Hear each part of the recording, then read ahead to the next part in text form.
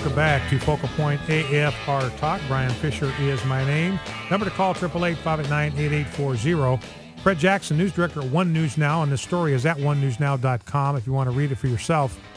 The vote tally for ENDA is in, the Employment Non-Discrimination Act. This is a bill that will provide, if it's passed in the House and signed into law by the president, this would provide special protections to people who engage in sexually aberrant behavior. They would have special protections in the law. You would be punished if you did not give them special treatment in the workplace. Not equal treatment, but special treatment. Now, I am all for constitutional rights for all Americans. I am absolutely the biggest defender of constitutional rights for all Americans. Here is the deal. There is no constitutional right to engage in homosexuality. That is not a constitutional right. So I will fight for the right of anybody and everybody, regardless of sexual orientation, to the free exercise of religion. I will fight for their right to free exercise of speech, to freedom of association, to freedom of the press, to petition the government for the redress of grievances, but they have a right to bear arms. They have a right not to have the military housed in their homes. They have a right to a trial by a jury of their peers. They have a right to be confronted by witnesses in open court. They have a right to be exempt from cruel and unusual punishment. All of those rights. They have a right to vote. So I'm going to protect all of those rights. I believe that every one of those constitutional rights should be protected. The right to engage in homosexual behavior is not a constitutional right. There is no moral right to engage in that kind of behavior. There is no ethical right to engage in that kind of behavior, and there is certainly no constitutional right to engage in that kind of behavior because the Constitution is absolutely, completely silent on the issue of homosexuality. There's no place you can go in the Constitution where it says American citizens have a right to engage in homosexual behavior. Does not exist. It's not a constitutional right for people to engage in that kind of behavior. Now, the vote is in on ENDA. There were 11 Republican senators, 10, I guess, that voted for ENDA. The final vote was 62 to something. And here are the renegades. These are the Republicans that voted against their own party, voted against their own platform, voted against the base, voted against the Tea Party, voted against conservative Republicans all over America. Kelly Ayotte from New Hampshire, Susan Collins, Jeff Flake from Arizona, Orrin Hatch from Utah.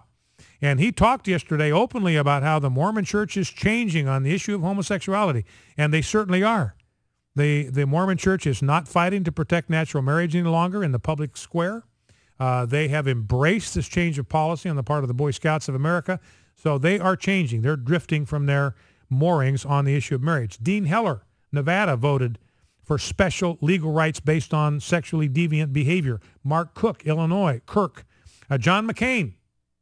So our old friend John McCain voted to give special rights and protections and privileges to people who engage in sexually deviant behavior. John McCain did that. Lisa Murkowski from Alaska. Rob Portman from Ohio used to be one of the good guys. Then his son came out as a homosexual, and it completely changed the way he looked at things and the way he voted. And remember, you can love people without approving of what they do. I mean, that's what marriage is all about. My wife doesn't approve of everything that I do. I leave my socks hanging out of the hamper and other kind of stuff. She doesn't approve of everything I do, but she loves me and I love her. I love my kids unconditionally, would die for them in a heartbeat. It does not mean that I approve of everything they do, nor does it mean that I would publicly support everything that they do and say that what they're doing is wonderful, that's terrific, that's fine. If my son was a car thief, I would not feel compelled to go out in public and say, hey, I think we're being way too hard on car thieves. I think stealing other people's cars is fine. What's the problem with stealing people's cars? I would not feel compelled to do that. I would say I love my son with every fiber of my being, and stealing cars is wrong. You can do both of those things at the same time. And Pat Toomey in Pennsylvania, he's another guy that's kind of gone renegade on this. Used to be a pretty solid social conservative, but he has gone on that issue. Now, let me go to Cynthia in Palestine, Texas here real quickly. Just one quick thing before we do that.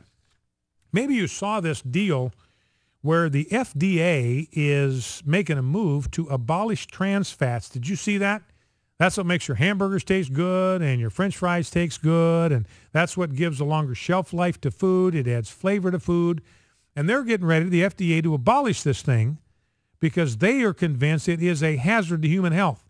Even though it makes your frosting taste better, your donuts taste better, makes your crackers taste better, and improves their texture, their shelf stability, they believe it's bad for you, bad for your heart. That's their conviction, the FDA. So we got to ban it because it is bad for human health.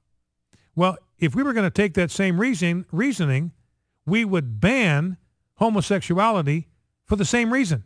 It is a hazard to human health. So again, you see this sort of complete inconsistency when it comes to public policy with regard to human health. Now, here's another deal. Another thing that homosexuals always tell us is, hey, what people do as long as it's consensual shouldn't be anybody's business but theirs. Nobody should get in trouble for anything they do that's consensual. Well, here, I don't know if you saw this story about a husband and a wife. This guy got arrested. A Wisconsin man was arrested yesterday after zapping his wife with a stun gun, a taser gun, after winning a bet with her on last night's Monday night football contest, police report. According to a criminal complaint, John Grant, a 42-year-old Chicago Bears fan, and his wife, Nicole, a Green Bay Packers backer, made a taser wager on the game at Lambeau Field. If the visiting Bears won, the couple agreed, this is consensual, John would be able to tase Nicole for 3 seconds. When the Bears prevailed 27-20, Nicole was tased while the couple partied at the Sidelines Tap Bar in Maryville, a city 50 miles northwest of Milwaukee. And there's even video where she's laughing, and it is very apparent that she consented to this. She was a good sport, made the bet. I lost the bet. We've made a consensual agreement. You can tase me, bro. She didn't need medical treatment, but her husband was arrested. He has been criminally charged for something that he did that was completely consensual. So that just knocks that whole business. Hey, as long as it's consensual, nobody ought to get in any trouble for what they do. Knocks that completely out of the tub. All right, let's go to Cynthia, Palestine, Texas. Cynthia, welcome to Focal Point with Brian Fisher. What's on your mind? Hey, first of all, I just want to say that last caller, you can always tell when it's their guys calling in because that dude didn't even sound like he was old enough to be in Vietnam. All right. Well, who knows? Well, you can tell. Also, Obama, in the 5.5 years he's been there, the only thing he's ever preached and worked hard to do only is to stomp out Christianity, Obamacare, and to raise the gays on high. And I think he, outside of Benghazi and all this other stuff that's crazy, causing conflict, that's all he's doing. And then he'll go off, play golf, or go on a vacation. That's all he's ever stomped on is Christianity, homosexuals, and Obamacare. And the country's falling apart, man. Even at $3 a gallon of gas, people can't afford this country anymore. And that's all he's got to go on. 5.5 years.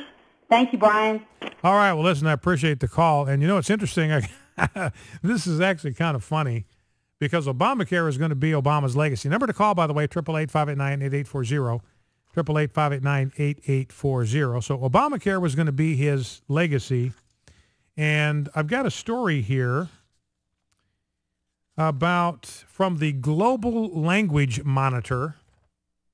This is a organization that monitors language around the globe, apparently, the Global Language Monitor, and they have named the word 404.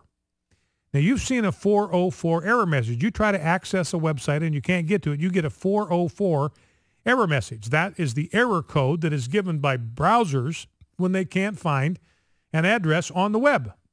Well, that word, 404, that number, whatever, but they're calling it a word, that is become the top word of the year primarily because of Obamacare. So this is now going to be President Obama's legacy, that he was responsible for the error code given by computer browsers becoming the top word of the year. That will be his legacy.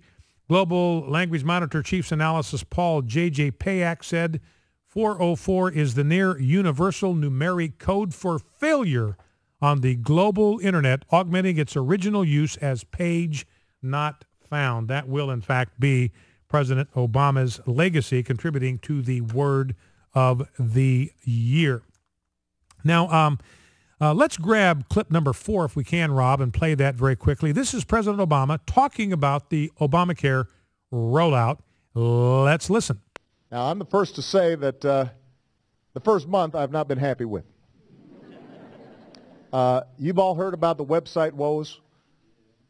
Nothing drives me more crazy than the fact that right now there's great insurance to be had out there, choice and competition, where people can save money for a better product, except too many folks haven't been able to get through the website.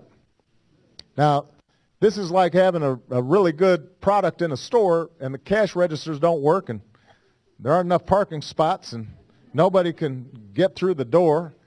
And so we are working overtime to get this fixed. And the website is already better than it was at the beginning of October. And by the end of this month, we anticipate that it is going to be working the way it is supposed to. All right? And folks are working 24/7 to make sure that happens. But remember, the insurance is already there. And if people can't get through the website, they can get on the phone to the call center, and people can take their application and walk them through this process.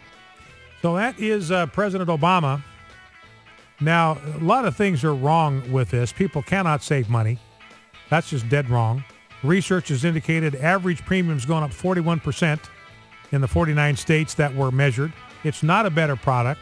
Got a story in the stack about a cancer patient. She's lost her insurance. There is no insurance plan available that will enable her to keep her doctor and keep her treatment, so they're not getting a better product. And going to the phone center, guy's been trying for 2 weeks, still can't get it done.